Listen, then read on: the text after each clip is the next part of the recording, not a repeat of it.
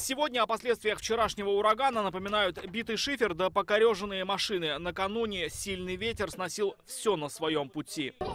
Я домой хочу. Эти кадры из Буинска за минуты попали в топ просмотров в соцсетях. Ветер в 24 метра в секунду валил деревья и гнул заборы.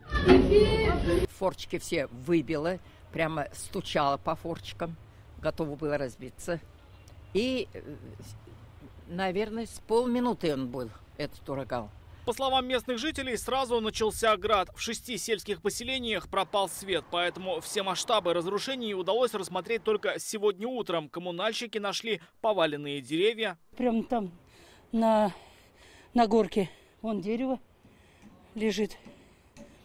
Хорошо, что детей не было в тот момент, а так придавил деревьями. Автовладельцы достают из-под обломков свои машины. Так легковушка Ильсура Фахрудинова пострадала от сорванного ветром профнастила. Он буквально срезал часть зеркала и помял прочный кузов Нивы. Ужас! Вначале не было понятно даже, что насколько сильные масштабы будут этого урагана. Вот, начался дождь.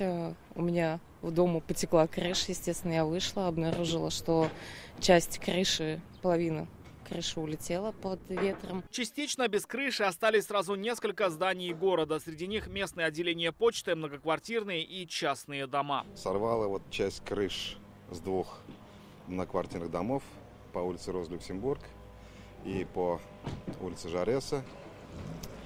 С 3 частных домов часть крыш вынесла. В некоторых местах упали опоры электропередач. И в Центральном парке вот перекрытие перголы, к сожалению, тоже ветром унесло. Но надо сказать, что оперативно сработали все службы. Сегодня коммунальщики весь день приводят город в порядок. На место возвращают опоры ЛЭП, разбирают сорванные крыши и меняют кровли домов. На счастье, обошлось без пострадавших. Рамиль Шайдуллин, Адельмин Дубаев, ТНВ, Буинский район.